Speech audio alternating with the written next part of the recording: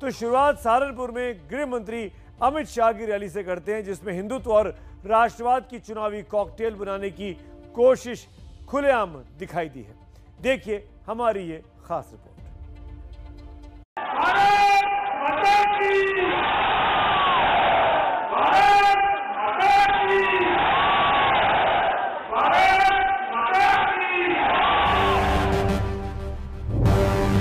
Triple तलाक आया। Triple तलाक के कानून को खत्म कर मुस्लिम बहनों को न्याय दिलाने का काम नरेंद्र मोदी सरकार ने किया। कश्मीर आया। 5 अगस्त 2019 को संविधान से धारा 370 को खत्म करने का काम ये भारतीय जनता।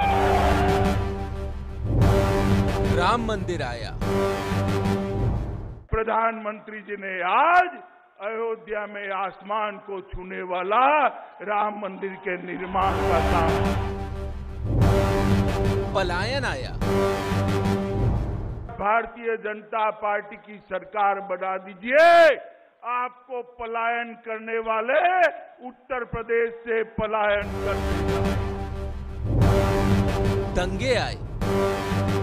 एक जमाना था दंगे होते थे, एक तरफा केस करने की प्रवृत्ति होती थी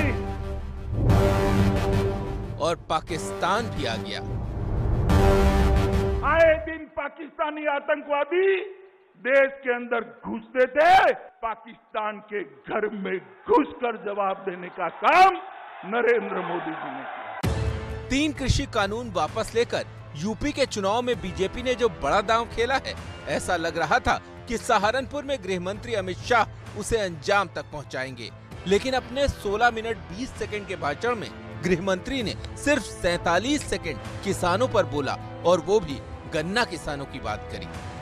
हमने कहा था कि किसानों को समय पर गन्ने का भुगतान मिलेगा, और मैं आज बताना चाहता हूं कि अब तक 90% किसानों का गन्ने का भुगतान करने का काम हो चुका है। अमित शाह को बीजेपी की राजनीति का चाणक्य माना जाता है, और चुनावी मर्म को समझने वाले अमित शाह जानते हैं कि कृषि आंदोलन से हुए डैमेज से अगर निकलना है बीजेपी को, तो फिर किसान आंदोलन से ज्यादा उन बातों पर असर डालना होगा जो हमेशा भाजपा को चुनाव में फायदा पहुंचाते हैं। दरअसल अमित शाह सहारनपुर की जिस धरती से संदेश दे रहे थे, वो इलाका किसानों की मांग को लेकर अड़े राकेश टिकैत का है। कृषि कानून खत्म होने के बाद भी टिकैत टस से मस नहीं हो रहे। टिकैत का अड़ना यानी चुनाव में बीजेपी के लिए मुश्किलें पैदा करना। अगर किसान खेत में नहीं जाएगा तो घास जम जाएगा, उनका नाश हो जाएगा उस किसान का, जो उनसा किसान खेत को नहीं देखे। और जो उनसे पॉलिटिकल आदमी हैं, ये अगर जनता के बीच में वोट नहीं मांगेंगे तो इनका नाश होगा। दरअसल पश्चिमी यूपी का पूरा गणित जाट और मुस्लिम वोटों पर टिका है। अगर किसान आंदोलन के चलते ये दोनों वोट एक पाले में आ गए तो बीजेपी के लिए पश्चिमी यूपी जीतना दूर की कौड़ी बन जाएगा। यही भारतीय जनता पार्टी की सरकार के गृह राज्य मंत्री के साथियों ने, उनकी पार्टी के लोगों ने किसानों जो हक मांगने गए थे उनके ऊपर जीप चढ़ा दी। कोई सोच सकता है कि आज के समय पर किसानों को जीपों से कुचल दिया जाए? जिस सहारनपुर में अमित शाह पलायन और दंगे की याद दिला रहे थे, उससे 60 किलोमीटर दूर मुजफ्फरनगर में कुछ दिन पहले टिकैत हर हर महादेव और अल्लाहू अकबर साथ साथ बोल रहे थे। और उस वक्त कहते थे कि साहब उत्तर प्रदेश के अंदर हम तो परिवर्तन कर देंगे, मगर परिवर्तन के साथ हमारा जो पलायन हो रहा है वो क्या कम होगा? मैंने उनको कहा था कि आप एक बार भारतीय जनता पार्टी की सरकार बना दीजिए, आपको पलायन करने वाले उत्तर प्रदेश से पलायन करते जाएंगे। मेरे भी नारे लगते थे जब टिकैत साहब थे, अल्लाहू अकबर, अल्लाहू अकबर के नारे लगते थे, हर हर महादेव और अल्लाहू अकबर के नारे इसी धरती से लगते थे। पश्चिमी यूपी पर बीजेपी और टिकैत दोनों का गणित टिका हुआ है। चुनाव में अगर बीजेपी को नुकसान होता है तो उसकी सबसे बड़ी वजह टिकैत ही होंगे। तो दूसरी तरफ बीजेपी अगर टिकैत के असर को कम करने में कामयाब हुई तो पश्चिमी यूपी के रास्ते लखनऊ का उसका सफर आसानी से तय हो जाएगा। सहारनपुर से संवाददाता नीरज पांडे की रिपोर्ट। तो अमित शाह आज यूपी के जिस इलाके में थे उस जगह पर किसान आंदोलन का बेहद जबरदस्त असर रहा बीते एक साल में।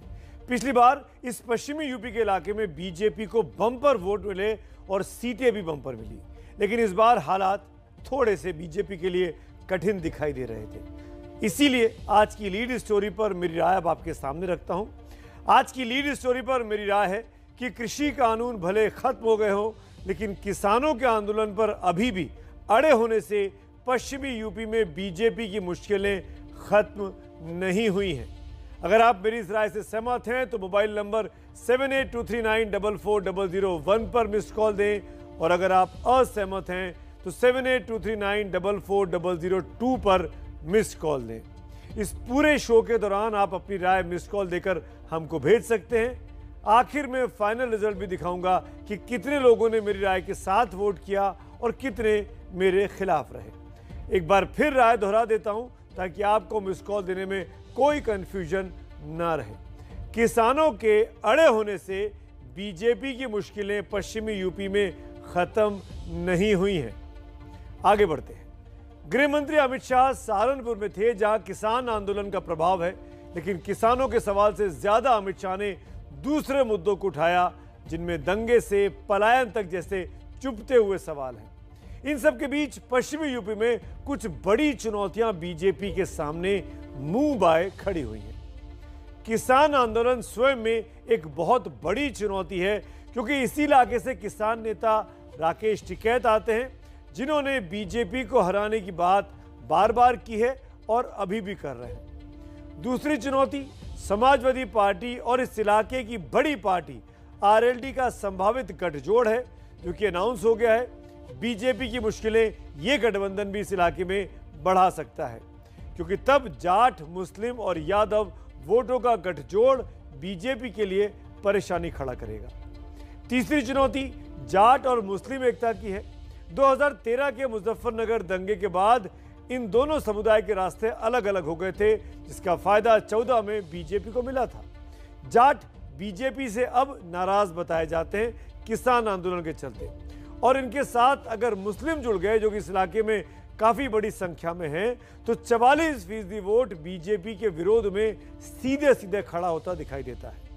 और एक और बड़ी चुनौती लखीमपुर हिंसा में किसानों की नाराजगी को दूर करना है, क्योंकि गृह राज्य मंत्री अजय मिश्रा टेनी के बेटे पर गाड़ी से किसानों को रौंदने का आरोप लगा था। वो गिरफ्तार हो चुके हैं। उनके पिता, जो कि देश के गृह राज्य मंत्री हैं अजय मिश्रा टेनी, उनके ऊपर भी मुकदमा है और उनको भी पद से हटाकर गिरफ्तार करने की बात इस इलाके के किसान अभी भी सरकार के सामने बार बार कर रहे हैं।